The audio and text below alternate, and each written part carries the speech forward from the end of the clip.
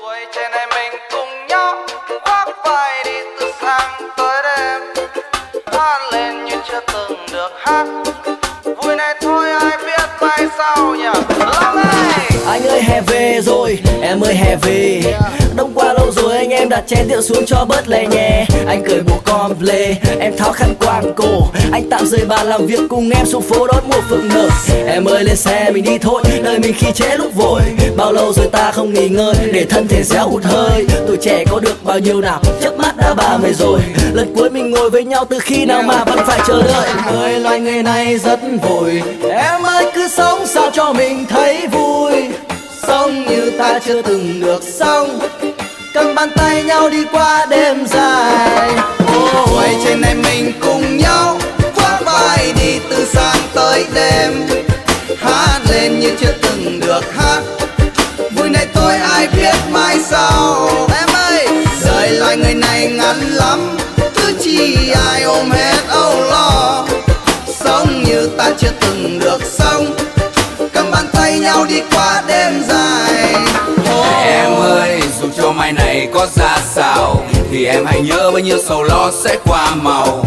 Mọi chuyện sẽ ổn thôi khi ta còn yêu đời. Bao nhiêu gian nan sóng gió cũng khó ngăn cho đôi môi ta nở nụ cười mà ông ơi. Cuộc đời này còn dài được bao lâu, đôi chân ta đã đưa ta lang thang đi xa những đầu. Chớp mắt tuổi trẻ rồi cũng sẽ trở thành ngày hôm qua, nên ta cứ sống vui đi vì hôm nay là món quà. Và chúng ta đang trải qua những ngày đẹp nhất trong cuộc đời, rồi đã có những lúc thất vọng chán chường mà nước mắt chưa buồn rơi. Đã vui được mất từng đánh cực tất vào cuộc chơi, rất nhiều lần vấp ngã nhưng vẫn bất chấp tất cả không chịu buông xuôi. Sống trên vai cho tuổi thanh xuân không tiếc nuối. Tuổi trẻ này mình cùng nhau khoác vai đi từ sáng tới đêm, hát lên như chưa từng được hát.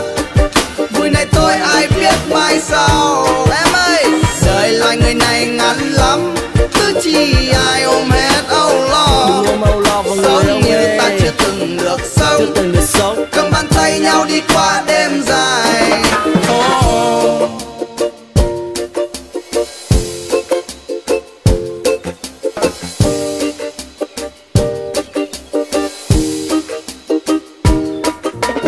Em ơi lo chi ngày dài, chỉ cần chúng ta tử tế với nhau. Nhớ mai cho ông rời sập xuống, nhớ mai ta không còn thấy nhau. Anh ơi gian truân đời mình phải buồn hết đêm là sẽ hết đâu. Khoác vai anh em này đi tiếp, trước mắt ta con đường vẫn đường. Còn tuổi trẻ này mình cùng nhau khoác vai đi từ sáng tới đêm, hát lên như chưa từng được hát. Vui này thôi ai biết mai sau. Đời loài người này ngắn lắm, cứ chi ai ôm hết âu lo. Sống như ta chưa từng được sống, cầm bàn tay nhau đi qua đêm dài.